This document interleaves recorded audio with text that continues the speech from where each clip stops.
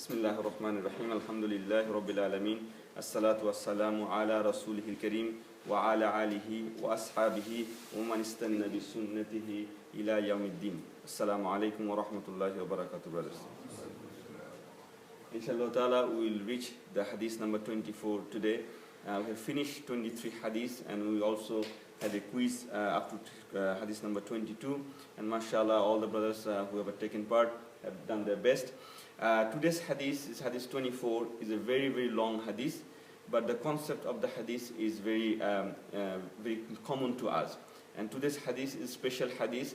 It is something different than the other 23 hadiths that we have done so far. Why it is different, inshallah ta'ala, when you go to the hadith, we'll talk about that. So let's start with the hadith. And as I said, it's pretty big, so when you go there, it will be a bit smaller, so I have make a section of that, so you will see it in the next slides. Before we do that, we'll just do a quick revision of our 23 hadiths, just by looking at it and going to the main topic. As we did have a hadith about intention, the hadith about Iman and Islam, and then about the 5 pillars of Islam, the destiny, and what happens in the womb of the mother. We also have the bid'ah, the hadith about the bid'ah from Aisha radhiyallahu anha, then the halal haram, the doubts in your heart, and also the religion is the nasiha, the sincerity. And Rasulullah said that he has been ordered to fight the kuffar until they say la ilaha illallah and Muhammad Rasulullah. And then we have the hadith of prohibition that we should avoid the haram completely, and we should follow the commandments of Allah and His Rasul as much as possible. And then we said that Allah is pure, and He only accepts pure from His servants. Leave the doubtful matters and leave alone what is not concerned. Also love for your brothers what you love for yourself. And speak good. A Muslim blood is only allowed and lawful in 3 cases. And other than that, we have to speak good, honor your guests, honor your neighbors if you believe in the last day, and if you believe in the Allah subhanahu wa ta'ala and believe in the last day.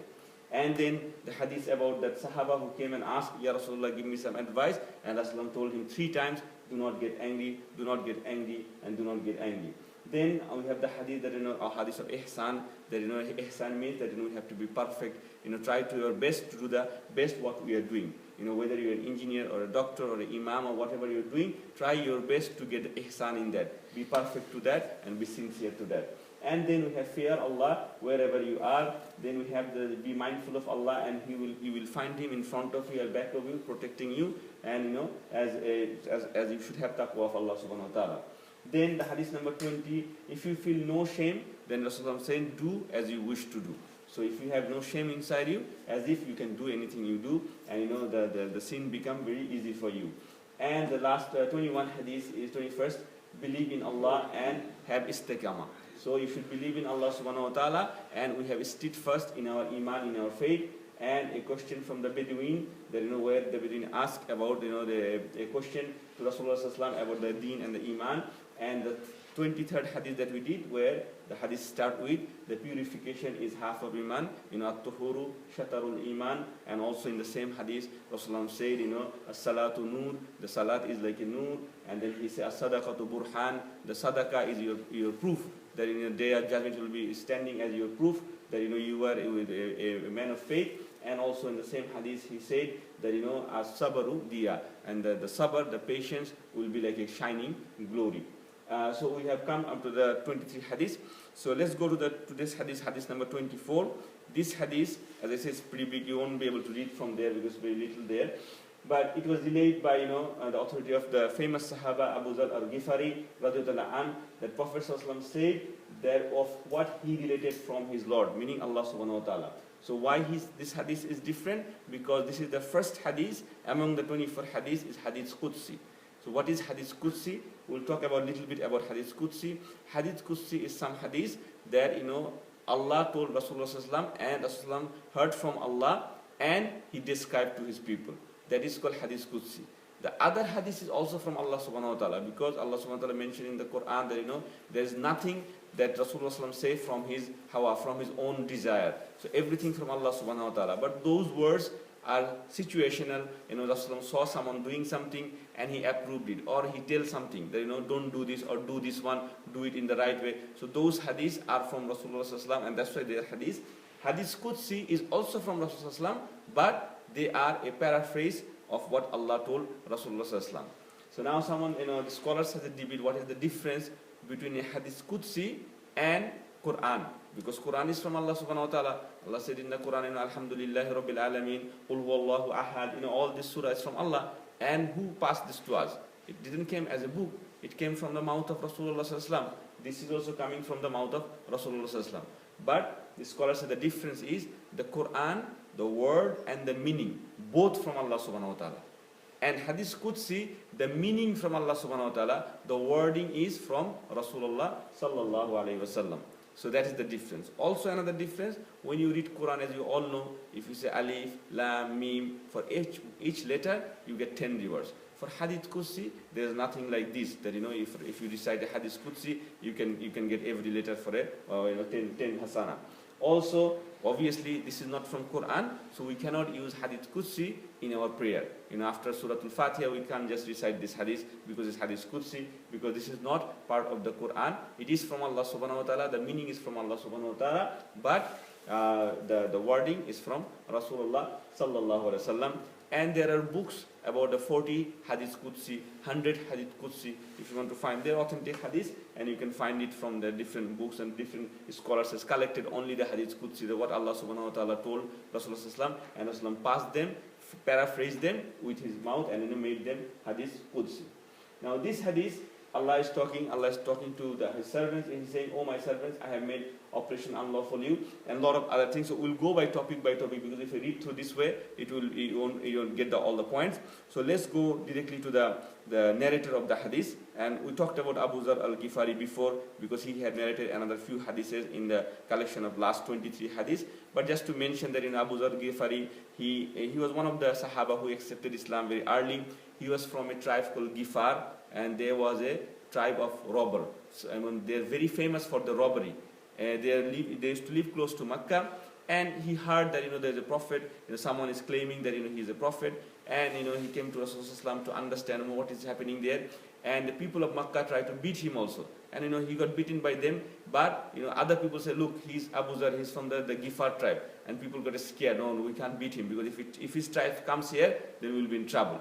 Then he accepted Islam, and we also told that Abu Zar Ghifari was a bit different from the other Sahaba. Also, we said that he is one of the 4 Sahaba who the Shia people, they accept him as Sahaba. We said there are 4 Sahaba, the Shia, they accept them as a Sahaba. Other than these 4, they said astaghfirullah, all other Sahaba have done something wrong, the other things and stuff like that. But Abu Zar, they also accept him as a Sahaba, and he was the example of zuhud, meaning the austerity. He never had an extra meal for the meal that he hasn't eaten, meaning that if he is trying to do lunch now, he only had the money to earn lunch. He don't even care if he has more money than lunch, he used to spend it in the path of Allah subhanahu wa ta'ala. But he was very extreme in this one. And that's why after the time of Rasulullah sallallahu alaihi wasallam, when the money is to come into the ummah, especially in the time of the last time of Umar ibn Khattab, the early time of Usman ibn Affan, when the money was coming to the ummah from left, right and center, but that time he became angry with the Khalifa. Why? He said, we don't need that much of money. Why we are building this and this and that. So he was kind of a person, he wanted to give everything to the path of Allah subhanahu wa ta'ala, but nothing for themselves. But then, Usman said, no, that is not the case, because if Allah giving you wealth, you can have your wealth, and that's why we have zakah. So not everybody will have the same. If everybody give everything away, who's going to pay zakah? Then the zakah would have come. How are you going to calculate zakah if you have nothing for nasab? So this was his concept. He said everything for Allah subhanahu wa ta'ala. And also Rasulullah mentioned 2 things about Abu Zar al-Ghifari. One of the highest praise from Rasulullah about him, the Rasulullah said, Abu Zar al-Ghifari is the Sahaba under this sun, under this sky, and above this earth. There is no one as sidq, meaning like as faithful, as true spoken than Abu Zar al-Ghifari.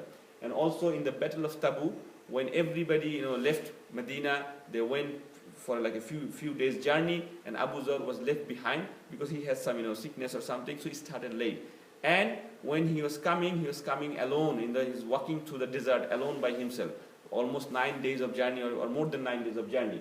And when Rasulullah saw that a man coming from far away, you can see in the desert, like there's only one man coming, and he can feel that someone is coming from there. And Rasulullah mentioned at that time, let it be Abu Zar al-Ghifari. O Abu Zar al-Ghifari, you will walk alone in this world, you will die alone, and you will be resurrected on the day of judgment alone. And that's what happened. When Abu Zar al-Ghifari was died, he was all by himself, only his wife was beside him. And his wife was telling him, who's going to pray your janazah? Who's going to give you ghusl? Because there's no one there. We left Medina. Because there was there's like a trouble between him and the Khalifa. And he left Medina. He left in a certain place very far from Medina. But, he passed away that way. And his wife took his body and was sitting on the street, waiting for someone. And there was a caravan was coming from the Syria at that time, and that caravan was no other than Abdullah ibn Masud and then some other great Sahaba there, and they saw that this is the body of Abu Zar al-Ghifari, and they prayed janazah on him. But as Rasulullah said, he was all alone in his life, and he also died alone, and as Rasulullah said, he will be resurrected in the day of judgment alone. And the next one is the first hadith Qudsi, as I mentioned, this one already talked about this. Now this hadith, I just put the main topic. What Allah subhanahu wa ta'ala saying here to his slave, oh my slave, I have made haram oppression, the zulm on me. What do you mean by Allah made haram for himself? This topic Allah made himself something for is also in the Quran. Allah say, I have written down for me my mercy. I have written down for me for this and this.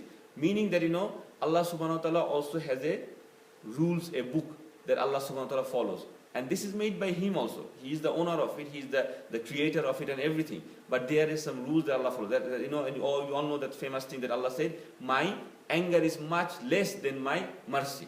My mercy is much more than my anger. So Allah has written it for himself. Same way Allah said, I have written it for myself that I will never ever do zulm. Meaning, some scholars say it means that Allah can never do oppression on anyone. And some scholar like Ibn Taymiyyah, he said, no, Allah said because if Allah wish, by getting angry because the people not worshipping him, he could do zulm on them, but he said, no, I'm not going to do zulm, I'll be merciful. And that's why Allah is merciful to his believers. Allah is merciful to the people who don't believe him. You see people who are atheists, Christian, Jews, Hindu, whoever, they are also getting wealth, they are also getting children, they are also getting jobs, risk, provision, everything Allah giving them. And they are not worshipping Allah subhanahu wa ta'ala. Some of them openly, against Islam, openly talking about bad about Allah and His Rasul, but it is Allah providing them, oxygen to breathe, food to eat, water to drink and everything, because Allah is merciful to them. And Allah said about the zulm in the same hadith that, I have made it haram for you and I have made it haram for all of you. So do not be oppressed against one another. And what does oppression mean? It basically means the main topic. It's not like, zulm, in our culture, we mean the zulm means you're torturing someone. Like Pharaoh did to all the Bani Israel. He made them slave and he beat them. Zulm is not like this. Zulm is if you take someone's right, that it is his right, and you take the right away from him. That this belongs to him, and you take it away from him. You do something that he is not getting what he's supposed to get. That is also one kind of oppression. There is oppression Allah mentioned in the Quran. You do oppression on your nafs, on your own self. If you keep yourself away from Allah subhanahu wa ta'ala, away from your worship, your heart, your fitra wants to do, become a slave of Allah subhanahu wa ta'ala, because in your heart, you create all the other desires and you keep yourself away from the worship of Allah subhanahu wa ta'ala. And about the zulm, last thing Allah mentioned, the greatest zulm that can happen, Allah mentioned, inna shirka la zulmun azim, meaning the shirk is the highest kind of zulm.